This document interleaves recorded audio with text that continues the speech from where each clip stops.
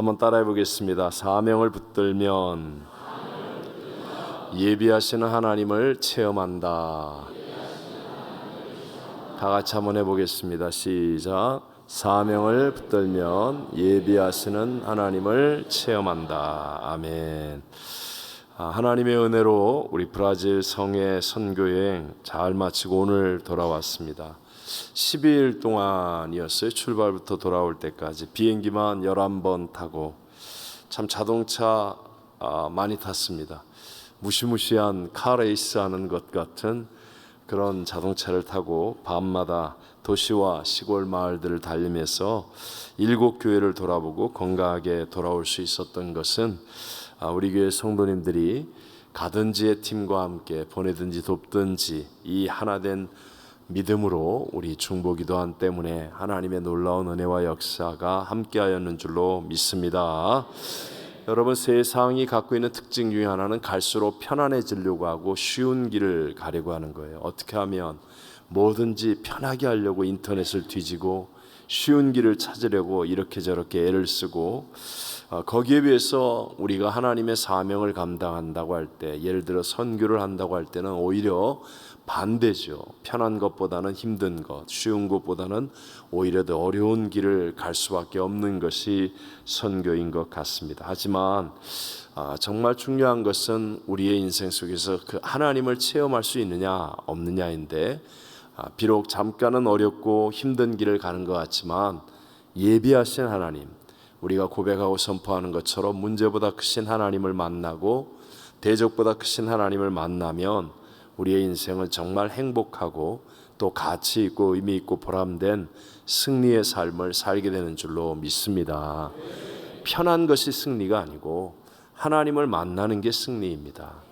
여러분, 하나님이 주신 선물은 잠깐 있으면 사라지지만 하나님은 영원히 우리와 함께 하시고 우리의 모든 부족을 채워주십니다. 하나님의 선물보다 하나님께 마음을 두고 하나님의 선물을 발견하는 것보다 하나님을 만나고 체험하는 것이 진짜 우리의 삶을 행복하게 만드는 것임을 믿으시기를 바랍니다. 오늘 사도 바울을 보십시오. 로마에 가서 복음을 전한다는 것, 환난을 당하고 고난을 당하는 길임에도 불구하고 바울은 그 사명 때문에 어렵고 힘든 길을 가지 않습니까? 그래서 우리가 아는 대로 유라굴로 광풍을 만나서 죽을 뻔했습니다. 그가 탔던 알렉산드리아 배가 멜리데 섬의 모래톱에 간신히 걸리면서 배는 박살이 나고 그 안에 있었던 276명은 바울에게 약속하신 하나님의 은혜로 다 구원을 받을 수가 있었습니다.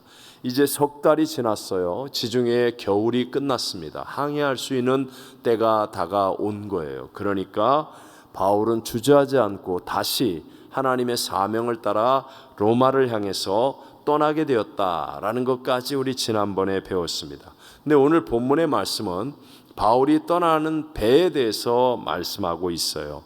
바울이 석 달의 겨울을 지난 다음에 바로 하나님의 사명을 따라서 순종하여서 떠나는데 그가 타고 간 배가 어떤 배인지를 말하고 있는 겁니다. 함께 본문을 한 번 더 자세히 읽어보겠습니다. 석 달 후에 우리가 그 섬에서 겨울을 난 알렉산드리아 배를 타고 떠나니 그 배의 머리 장식은 디오스쿠로라. 여기 보면 알렉산드리아 배라는 이름이 나와요. 옛날에는 같은 배 이름이 많았다고 합니다. 바울이 타고 유라굴로 광풍을 만나 박살이 났던 배 이름도 뭐였어요? 알렉산드리아. 아마 그 정도 큰 배들을 알렉산드리아라고 붙여서 사용했던 배들이 많았던 것 같아요. 이 배도 동일한 이름을 가지고 있는데, 그래서 사도행전을 기록한 이 의사 아닙니까? 누가는 그의 직업처럼 아주 정확하게 현실적으로 분명하게 이 배를 잘 기록하고 있는데, 그 특징이 뭐냐? 배의 머리 장식은 디오스구로라라고 말하는 거 있습니다. 그러니까 이렇게까지 얘기한 이유는 바울이 타고 와서 유라굴로 광풍에서 박살이 난 그 알렉산드리아 배가 아닌 다른 알렉산드리아 배를 타고 이제 로마로 가게 되었다는 사실을 명확하게 하기 위해서 지금 누가가 이렇게 말하고 있습니다. 헬라어 명사 디오스쿠로이라는 것은요, 헬라 신화 속에 나오는 제우스의 쌍둥이 아들 카스토르와 폴리데우케스를 일컫는 총칭의 말입니다. 두 아들을 이름을 다 한꺼번에 불러서 얘기할 때 디오스코로이라는 말을 사용합니다. 제우스 신화에 보면 이 신이 이 쌍둥이 아들 이 둘이 싸우지 않고 우애가 아주 깊어요. 그래서 이것을 아주 높이 사서 그들을 하늘의 별자리, 제민이라고 하는 하늘의 별자리, 우리가 말하는 쌍둥이 자리라는 그 별자리로 심어 주었다라고 그리스 신화에 전해지고 있는 거예요.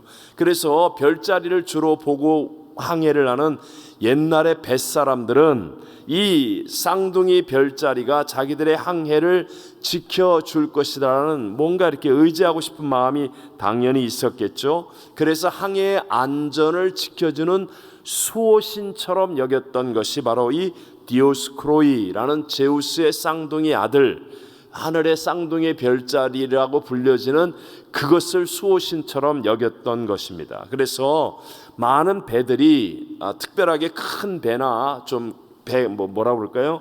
가격이 나가는 배, 하여튼 좋은 배는 이렇게 디오스코로이의 형상, 쌍둥이 이 형제의 형상을 배 뱃머리에다가 이렇게 하기도 했다라고 합니다. 그래서 이제 이 배를 타고 바울이 유라굴로 광풍을 만나서 파선한 배와는 다른 그런 알렉산드리아 배를 타고 이제 로마로 가게 되었다라는 것입니다. 여러분 분명하게 여기서 우리 깨달으신 하나님의 은혜가 있습니다. 간단하게 우리 브라질 얘기를 좀 하면서요, 두 가지 은혜를 함께 나누고자 합니다. 첫 번째, 하나님께서는 사명을 위해 필요한 것들을 어떻게 하신다? 예비하신다. 무엇을 위해 필요한 것? 사명을 위해. 여러분 역사의 주관자가 누구예요? 하나님. 하나님은 죽은 자도 살리고 없는 것도 있는 것처럼 부르실 수 있는 분이라고 믿으시면 아멘. 여러분 저 수억만 개의 별자리를 다 만드시고 우주와 공간과 이 땅의 그 모든 것을 창조하시고 다스리시고 섭리하신 하나님은 전지전능하신 하나님이세요. 그 하나님께서는요, 사명을 위해서 살아가는 사람을 위해서 하나님은 반드시 필요한 것들을 예비하시고 공급해 주실 수 있는 능력이 있다 없다? 있다. 여러분이 그걸 믿으면 내 믿음대로 될지어다. 여러분이 이 역사를 체험하게 되는 것입니다. 자, 바울은 멜리데 섬에 지금 이 알렉산드리아라고 이름하는 또 다른 배가 정박해 있었다는 사실을 몰랐습니다. 그러니까 바울이 지금 유라굴로 광풍을 만나서 산에 중례하는데 그 멜리데 섬에 이미 유라굴로 광풍이 오기 전에 이 배는 지혜롭게 겨울을 지중해 항해하지 않고 멜리데 섬에서 정착하기 위해서 미리 와 있었던 배라는 거예요. 바울이 탄 배는 고집스럽게 바울이 안 됩니다, 가면 다 박살납니다, 하나님이 말씀하셨습니다 했는데도 불구하고 선장, 선주, 또 화물의 주인들, 백부장, 잘나고 똑똑한 사람들이 아니야, 할 수 있어, 해보자 그랬다가 그냥 유라굴로 광풍을 만나서 박살이 나버렸는데, 이 배는 이미 그 전에 겨울에는 항해하는 게 아니야, 지중해 어떤 위험이 다가올지 몰라 하면서 미리 와서 멜리데 섬에 정박하고 있었던 배라는 거예요. 바울이 불렀어요, 안 불렀어요? 바울이 부른 거 아니에요. 누가 갖다 놓은 거예요? 하나님이. 누구를 위해서? 바울을 위해서. 바울이 잘생겨서? 바울이 돈이 많아서? 뭐예요? 바울이 똑똑해서? 뭐예요? 왜? 사명을 위한 사람이었기 때문에. 바울이 로마에 가서 복음을 전한다는 분명한 사명 가운데 굽히지 아니하고 사명과 함께하는 사람이기 때문에 하나님은 이미 그 섬에 이 알렉산드리아하고 또 다른 안전한 배를 정박시켜 놓았고, 그리고 바울이 석 달의 겨울을 지난 다음에도 나태해지지 않고, 그리고 세상과 짝하지 않고, 편한 길을 찾지 않고, 쉽게 드러눕는 길을 찾지 않고, 자기의 사명을 위해 끝까지 로마에 목숨 걸고 가겠습니다 하고 떠나겠다고 하니까 하나님은 탁 예비해 놓은 알렉산드리아 배를 타고 갈 수 있게 만들어 주신 줄로 믿습니다. 저희가 이번에 선교 브라질 여행을 간 것은 정말 사명 때문에 간 것이었습니다. 제가 가서도 몇 번을 간증했지만 여러분 다 아시잖아요. 정말 안 가려고 그랬어요. 갈 수 없는 형편이고 너무 날짜가 많고 일주일을 주일을 비운다는 것은 사실 저에게는 굉장히 어려운 일입니다. 여러 가지로 어려운 일입니다. 그래서 안 되겠다 생각하고 있었는데, 그런데 기도할 때마다 성령께서 책망하시고 급기야 어느 날 새벽 기도하는데 야, 이거 정말 하나님 앞에 야단 맞겠다 하는 그런 마음에 감동이 와서 제가 여러분에게 예배 때 이거 하나님의 분명한 성령의 인도하심이니까 어떤 손해가 있더라도 가야 되겠습니다 해서 우리 가게 되었고, 저를 포함해서 6분이 이제 함께 가게 되었습니다. 사실 그렇게 갑작스럽게 안 가려고 하다가 가게 되니까 또 어떻게 돼요? 칼자루가 우리 김용철 선교사님 쪽으로 넘어간 것 같았어요. 제가 딱 처음부터 가려고 했으면 제가 칼자루를 딱 잡고 이렇게 저렇게 할 텐데, 성령께서 가라고 하는 것에 대해서 제가 나다이 딱 포기하고 간다 했으니까, 제가 김용철 선교사님 얘기할 때마다 알아서 하십시오, 기도하고 뜻대로 하십시오, 거기서 하고 싶은 대로 하십시오라고 얘기는 했지만 사실 겁이 좀 났어요. 김영철 선교사님하고 저하고 35년 이상 아는 사이 아닙니까? 그분이 어떤 분인지 내가 잘 아는데 정말 훌륭한 분이세요. 우리 남미에 정말 하나님이 귀하게 사용하시는 브라질 땅의 선교를 위해서 귀한 분인데, 어쨌든 그렇게 해서 저도 완전히 항복하고 다 맡기고 가는데, 비행기 노선부터 시작해서 쉬운 일이 아니었습니다. 주일날 오후에 저녁 비행기로 출발하는 것 자체가 너무 힘든 일이었고요. 보고타에 가서 또 오랜 시간을 머물러야 했는데, 또 기가 막히게 보고타에는 또 누가 있어요? 김주영 선교사님이 계시잖아요. 하나님이 딱 예배해 놓은 김주영 선교사님이 있어가지고 또 보고타에서 지치지 않게 또 잘 있게 하고, 브라질에 또 정말 훌륭하게 사역하신 우리 김영철 선교사님 하나님이 예배해 두셔서 이렇게 함께 사역을 하는데, 가는 곳마다 전혀 처음 가는 곳들입니다. 처음 가는 곳들이고, 마나우스와 벨렘이라는 곳은 마나우스는 브라질에 16개 주가 있습니다. 브라질이 세계에서 미국 다음으로 큰 나라입니다. 미국이 4번째로 큰 나라이고 브라질이 5번째로 큰 나라예요.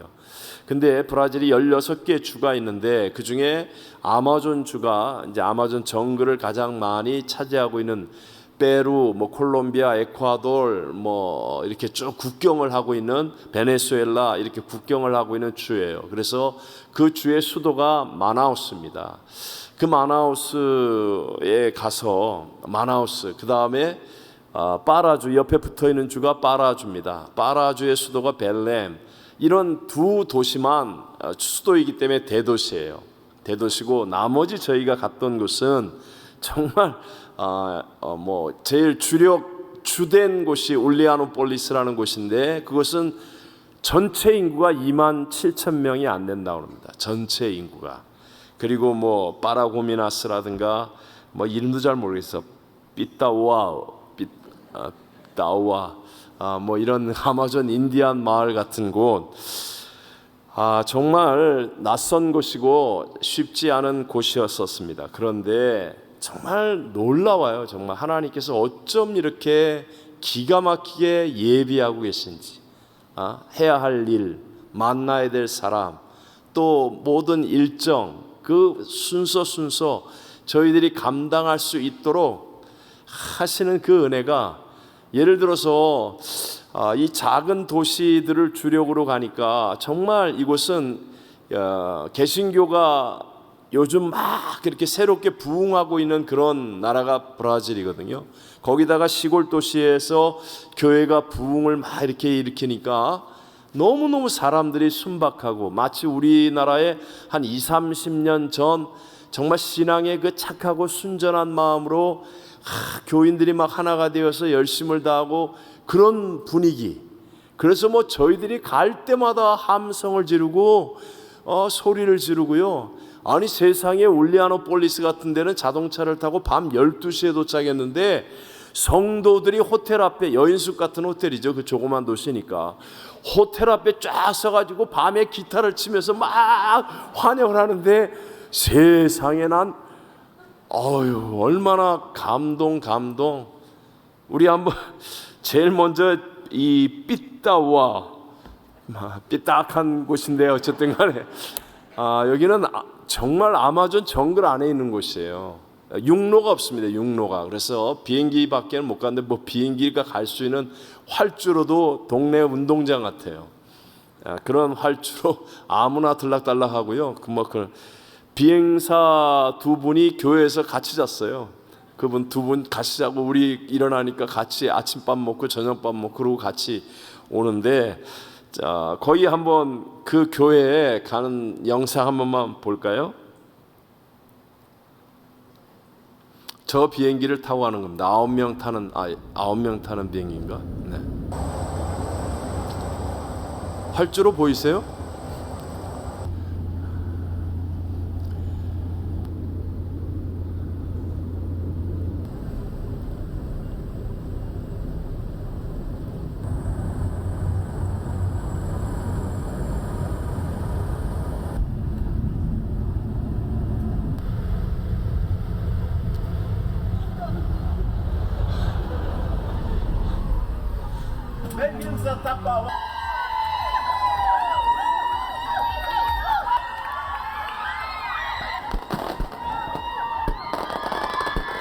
축포를 터뜨리는 거예요. 축포.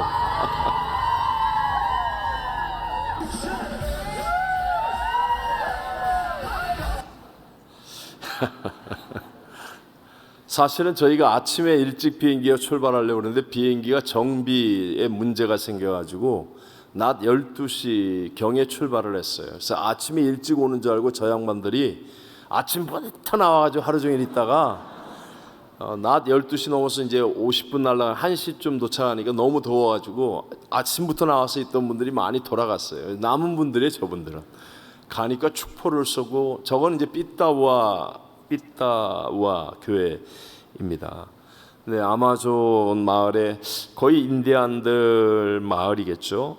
근데 참 그곳에 교회를 딱 들어갔는데 얼마나 울컥하면서 눈물이 나는지, 얼마나 뜨거운 마음으로 열심을 다해서 예배를 드리는지 참 정말 놀라웠습니다.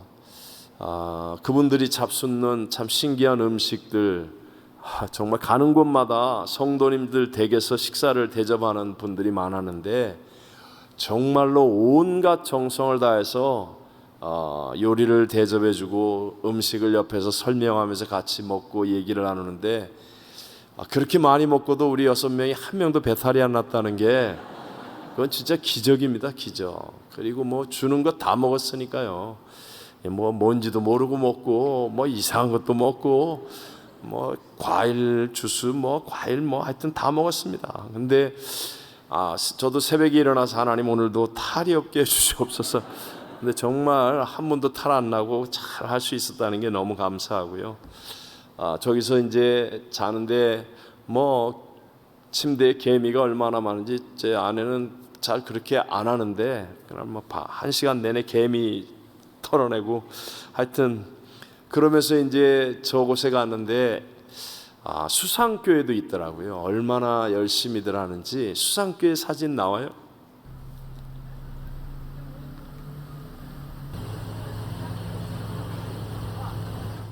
배를 타고 쭉 가서 저희 보면 강 위에 이제 물 위에다가 만들어 놓은 수상교회.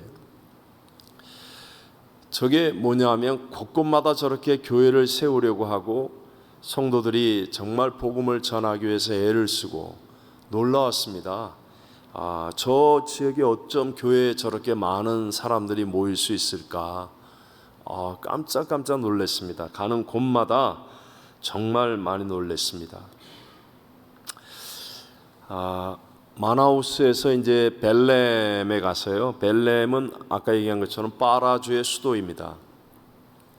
벨렘에서 이제 자동차를 타고 파라고미나스라고 하는 곳으로 가는데, 거리상은 약 300 몇십 킬로미터인데요. 도로가 뭐 굉장히 복잡하고 우리 미국 고속도로 같지가 않잖아요. 그런 도로를 달리는데 정말 울리아노폴리스 교회 성도들이 새벽 5시에 자기들의 차량으로 운전을 해서 와서 5분이 3대의 차량으로 오셔서 그래서 공항에서 우리를 기다렸다가 공항에서 우리를 영접해서 파라고미나스 교회에 가서 집회를 하고 그리고 그 집회가 끝나고 밤에 울리아노폴리스까지 저희들을 또 이렇게 다 라이드를 해주시는 거예요. 그러니까 하루 종일 자동차를 운전하시고 하시는데 정말 누구 한 사람 뭐라 그럴까요? 억지로 한다든가 불편해한다든가 그런 것이 없이 정말 얼마나 이 마음을 편안하게 해주고 잘 영접을 하고 기쁘게 봉사를 하시는지 정말 깜짝 놀랐고요. 자동차를 운전하는데 왕복 어떤 때는 거의 대부분이 왕복 한 차선이죠. 그러니까 2차선 도로인데 상대편 차가 안 오면 그 우리말로 그 뭐라 그래요? 오입고시 추월하는 거죠. 제가 오죽했으면 사진을 다 찍었습니다. 속도계. 저게 최고 속도가 아니고 달리는데 말입니다. 뒤에서 4x4 우리 도요타 반트럭 있죠? 그 반트럭인데 뒷자리에 앉았어요. 앉았는데 정말 운전 거의 날아가시더라고. 그래서 180, 200까지 그 깜깜한 밤에도 밟는데요. 제가 그래서 내 증거로 하나 남기고 죽더라도 뭐 해야 돼. 그래서 최고 속도가 아니에요. 최고 속도 때는 차가 흔들려 가지고 사진을 찍긴 했는데 이게 잘 밑에 저게 유일하게 좀 잘 보이는 거라 저기에 나온 게 170km. 정말 그러니 참 하나님의 은혜다. 하나님 은혜다. 근데 그 차 안에서 말입니다. 딱 생각나는 거 하나밖에 없더라고. 우리 교회 성도들이 중보기도 하는데 아무 일 없다. 이게 진짜로요. 여기서 딱 믿어지는 그 한 가지 평안 때문에 정말 잘 견뎠던 것 같아요. 이렇게 모든 일정 속에서 꼭 필요할 때 정말 하나님이 위로를 주시고 이렇게 역사해 주시고 음식도 꼭 필요할 때 필요한 것들을 하나님이 공급해 주시고 또 무엇보다도 저 같은 경우는 이제 하나님 말씀을 전하는데 사실 저도 이제 집회를 가기 전에 나름대로 준비를 하지 않습니까? 근데 가는 데마다 하나님 말씀을 이렇게 바꾸시는 거예요. 꼭 필요한 말씀을 전하게 하시고 저는 잘 모르고 그냥 주시는 성령의 감동을 따라 전했는데 이제 통역하고 난 다음에 김용철 목사님이 정말 꼭 필요한 말씀을 전해 주었다고 그 얘기를 들을 때 아무것도 아니지만 정말 하나님께서 우리 교회의 기도를 들으시고 역사하시는구나 하는 것들을 여실히 느낄 수 있었습니다. 함께한 6분 힘든 여정이었어요. 뭐 처음에 여러분 저 보시면 알겠죠. 어떤 호텔에 갈 수 있는지 정말 잠자리도 불편하고 모든 여정이 쉽지 않은 여정이고 또 워낙 비행기를 많이 타다 보니까 짐도 오지 않아서 고생을 한 분도 계시고 뭐 여러 가지 일들이 있었지만 6분들이 정말 하나가 될 수 있었던 것은 성령의 은혜가 우리 교회를 통하여서 정말 우리에게 전해진 것이고 가는 곳마다 우리 6분들이 헌금도 하고 식사도 잘 하시고 또 어려운 성도 교육자들 잘 대접도 하고 여러 가지 참 좋은 일들을 많이 해서 정말 하나님 큰 기쁨이 되어주는 줄로 믿습니다. 이유는 딱 하나예요. 저희가 무슨 자격이 있어서 그 브라질의 그 훌륭한 분들에게 우리가 그런 극진한 대접을 받을 수 있겠습니까? 그분들이 억지로 하는 거 아니거든요. 그분들도 정말 식사 한 끼 할 때마다 느끼는 거예요. 정말 정성과 사랑으로 우리를 자동차로 하루 종일 그 다음에 계속해서 뭐 며칠 동안을 다니는데 그 운전 다 했으면서 정말 이렇게 어떻게 할 수 있을까? 그게 다 하나님의 은혜 아닙니까? 딱 하나죠. 딱 하나. 복음을 전한다는 사명. 여러분 하나님의 이 사명 가운데 있으니까 하나님께서 우리의 필요를 공급해 주시고 은혜를 더해 주시고 능력을 더하여 주시는 것인 줄로 믿습니다. 사실 제가 이렇게 딱 올 때 이제 돌아오는 비행기 안에서부터 이제 설교 준비를 하는 거예요. 그러면서 주일 또 오늘 설교 준비를 하는데 그렇게 마음에 감동이 와요. 피곤하지만 막 졸음이 쏟아지지만 그래도 해야 되는 일을 하는 거예요.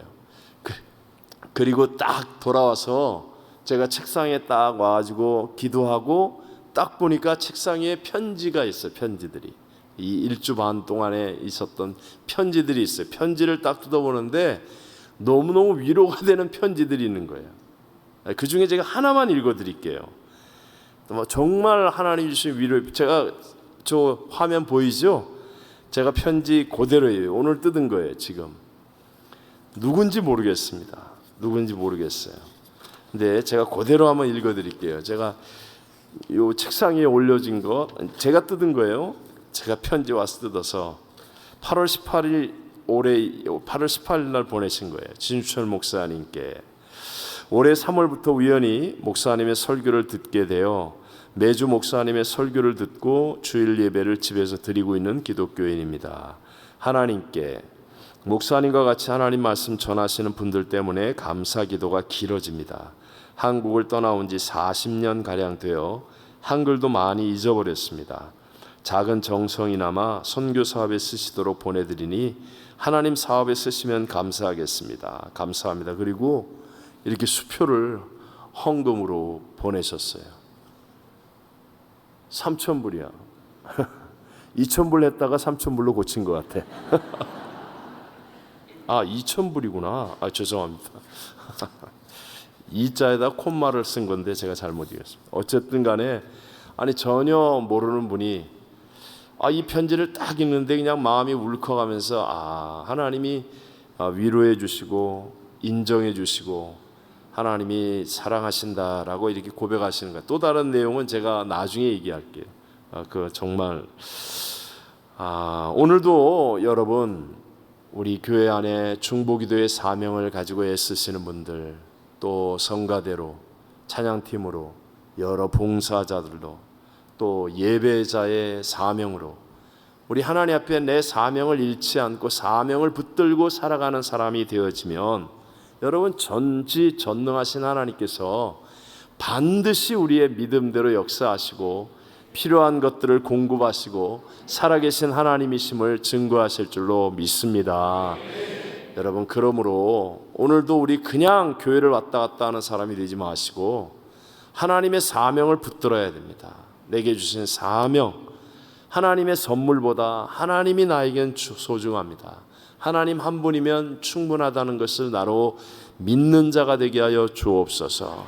이 사명을 붙드는 것, 바울은 바로 그런 사람이었다는 거예요. 사명을 붙드니까 하나님께서 바울이 알지 못하는 그때 당시에 무슨 배가 많이 있었겠어요. 정말 몇 천분의 1, 몇만 분의 1 확률도 안 되는 건데 하나님은 정확하게 바울의 필요를 위해서 다 예배해 놓으시고 공급하시더라. 두 번째, 오늘 본문에서 우리가 깨닫는 또 하나의 은혜는요, 바울은 세상의 문화에 휘둘림을 당하지 않았다. 무엇에 휘둘림을 당하지 않았다? 세상의 문화에 휘둘림을 당하지 않았다. 자, 성경에 누가가 기록한 내용, 디오스쿠로이의 형상이 배 앞에 있었다고 그랬어요. 근데 바울은 그런 우상의 형상이 새겨진 배라고 해서 배를 타지 않는다라거나 아니면 어떤 이의를 제기한다든가 그러지 않았다는 거예요. 그러지 않고 자신의 사명을 딱 붙잡고 그냥 로마로 가는 배로 잘 사용해서 가더라. 쉽게 말해서 여러분 세상 문화에 휘둘림을 당하지 않는 그보다 더 큰 사명감으로 충만한 사람이었다는 것. 여러분 사명을 붙들면요 반드시 유혹이 다가오고 시험이 다가오고 도전이 다가오고 문제는 다가오게 돼 있어요. 그럴 때 예수님이 크게 보여야지. 누가 한마디 얘기했다고 그것 때문에 마음 아파하고, 아니 예수님이 주신 사명은 어디 가고 그 사람이 그 얘기해서 나는 안 해 때려쳐. 그게 무슨 사명자겠어요. 그것 때문에 나는 못해 그런 거 싫어. 이렇게 하는 사람이 되어서는 안 된다. 정말 사명이 딱 보이면, 붙잡았으면 누구만 바라보면 돼요? 예수님만 바라보면 돼. 예수님 바라보고 천인이 날 대적하고 만인이 나를 핍박한다 할지라도 예수님 바라보고 갈 수 있는 사람이 되어지면 결국 하나님께서 반드시 높여주시고 합력하여 선이 되게 하실 줄로 믿습니다. 이번에도 똑같이 경험하는 거예요. 성령님이 주신 사명을 따라 이제 브라질 집회를 가게 되었으니까 정말 현지에서 시키는 대로 내가 다 순종하겠습니다. 뭐 대부분 부흥회를 가면 제가 그렇게 마음을 먹어요. 근데 뭐 저도 사람이니까 나는 그렇게 마음을 먹어도 그렇게 안 보일 수도 있겠죠. 어쨌든 간에 이번에도 그런 마음을 잘 먹고 갔습니다. 뭐 근데 사실 여러 가지 어려움도 있죠. 뭐 일정이 너무 빡빡하고 또 날씨도 엄청나게 덥고 처음 가보는 아마존 정글 안에도 들어가고 사실 쥐가 나서 막 밤에는 잠도 못 자고 막 혼이 난 날도 있었고요. 개미하고 싸우느라고 잠도 설치기도 하고 뭐 여러 가지 있었어요. 가장 힘든 것이 자동차 이동이었던 것 같아요.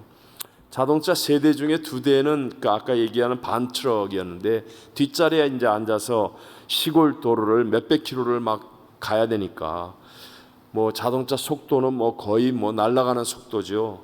그러니까 뭐 얼마나 긴장이 되는지. 네.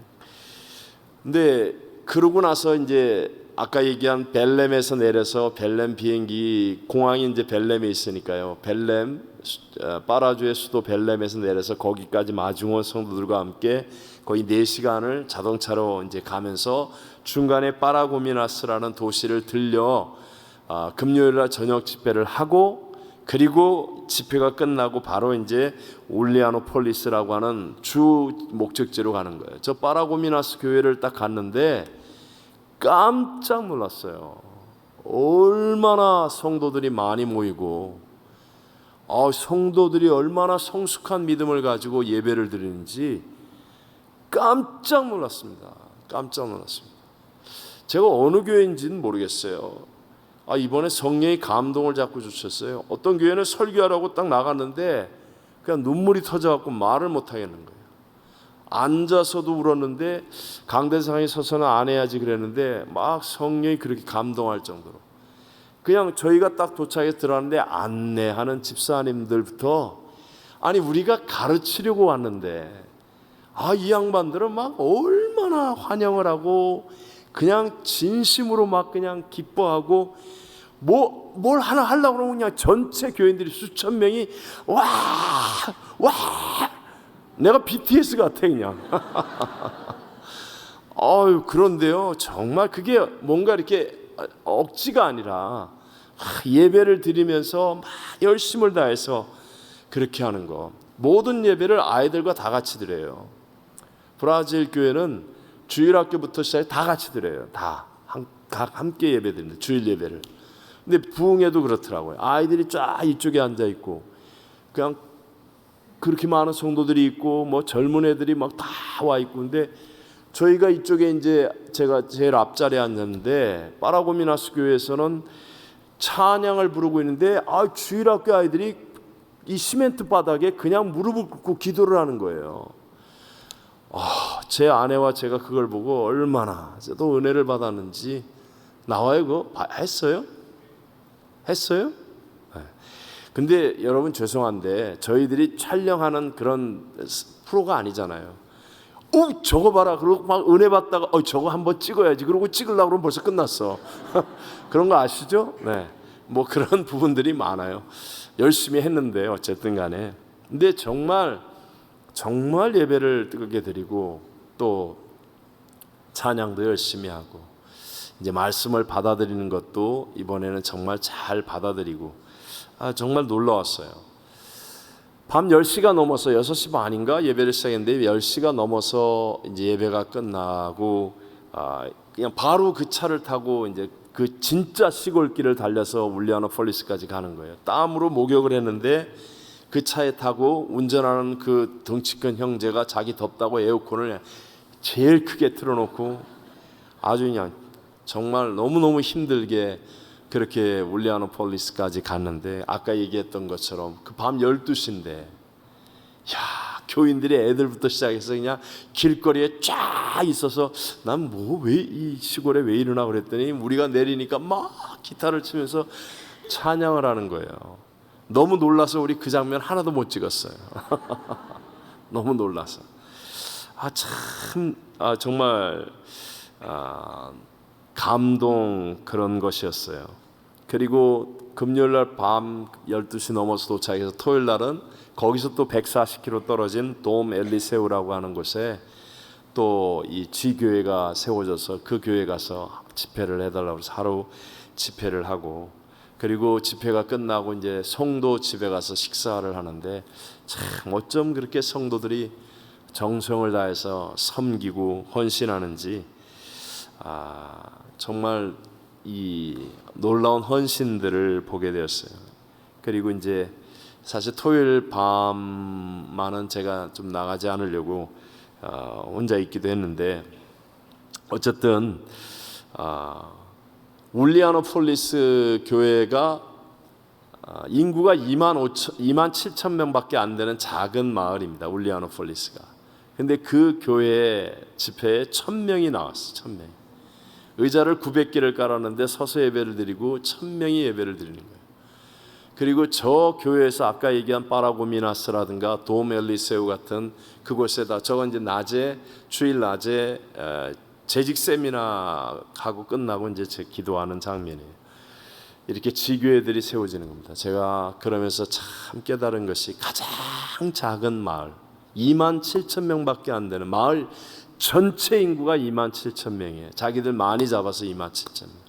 근데 그 작은 마을에 세워진 교회가 오히려 큰 도시로 향해 나가서 지교회들을 세우고 많은 교회들을 개척해 나가고, 또 그런 모습들을 보게 되면서요 놀랐어요. 울리아노폴리스 교회 목사님이 한국에도 저하고 같이 갔었다고 그러고, 이제 세미나 때 같이 있었고 그때 은혜를 받았고, 그런 간증들을 쭉 해 주었어요.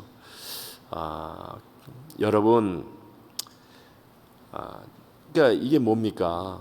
세상이 크다고 큰 게 아니고요, 하나님이 인정하시고 높여주시면 아무리 작은 곳에서도 하나님의 더 놀랍고 아름다운 역사는 일어날 수 있게 될 줄로 믿습니다. 좀 말이 엉뚱한 것 같지만 뭐 일식집이라고 그러죠. 일반적으로 얘기하면 일식집에서 여러분 회를 먹을 때 문어회가 비싼 이유를 아십니까? 문어회가 비싼 건 아십니까? 문어회가 숙회든지 뭐 하여튼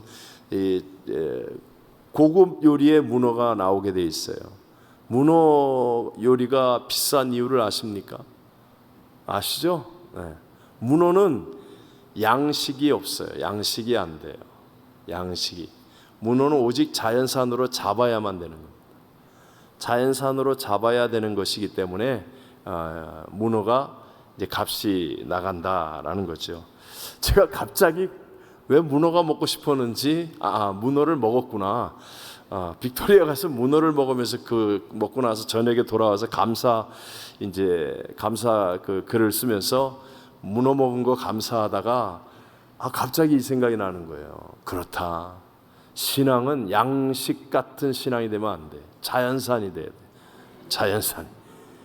그냥 넓은 바다를 막 휘치고 다니고 추울 때나 더울 때나 어디든지 가을이다 막 이러면서 자연산이 되지, 요만한 양식 울타리 안에서 그냥 그 뭡니까 항생제만 딥다 먹어가지고 그냥 겉으로 보기에만 빤지르르한데 그 속으로 영양가 하나도 없는 거, 그런 거 되면 안 돼. 우리 성도들의 신앙도 좀 가슴을 열고 그냥 5대양 6대주를 가슴에 품고 하나님 나라를 위해서 내가 어디든지 가오리라, 뭐 더우면 더운 대로, 추우면 추운 대로, 없으면 없는 대로, 있으면 있는 대로 내가 주의 복음의 사명을 위해서 내가 세상에 휘둘림 당하지 않습니다. 빈곤에 처할 줄도 알고 가난에 처할, 빈곤과 가난이 같은 건가?